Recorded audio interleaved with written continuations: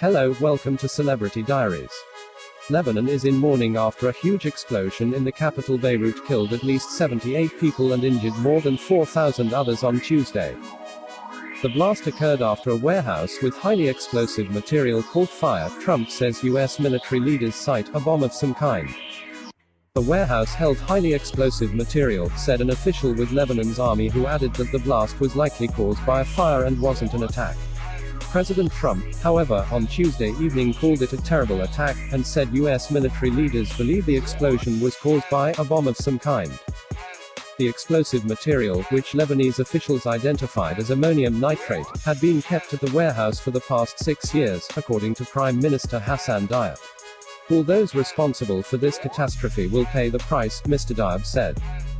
The explosion, which produced a giant orange mushroom cloud over the city, was yet another trauma for Beirut residents who have survived wars and numerous bombings in the past.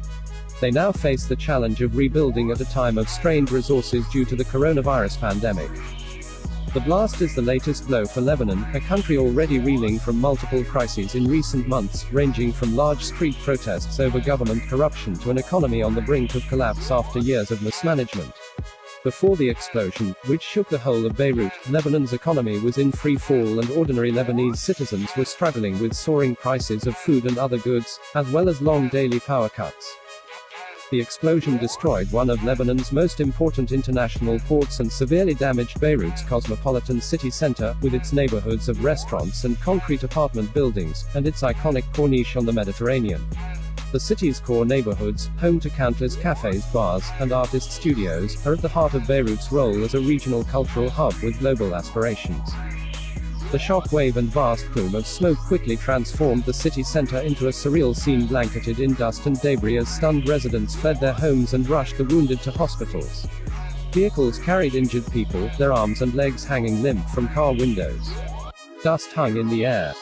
The blast damaged the facades of apartment blocks nearby, shattered windows and tore balconies and doors asunder. It blanketed the streets with dust and broken glass.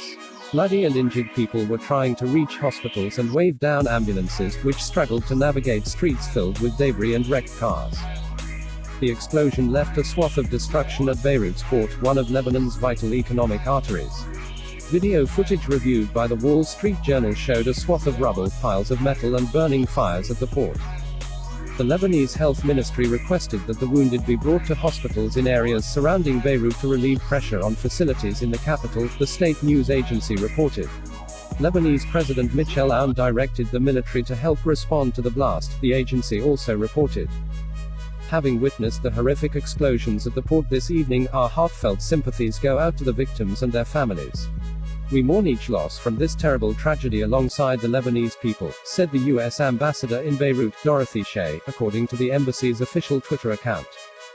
Presumptive Democratic presidential nominee Joe Biden wrote on Twitter, "Our hearts and prayers are with the people of Lebanon, and the victims of the horrific explosion in Beirut. I urge both the Trump administration and international community to immediately mobilize assistance to the thousands injured."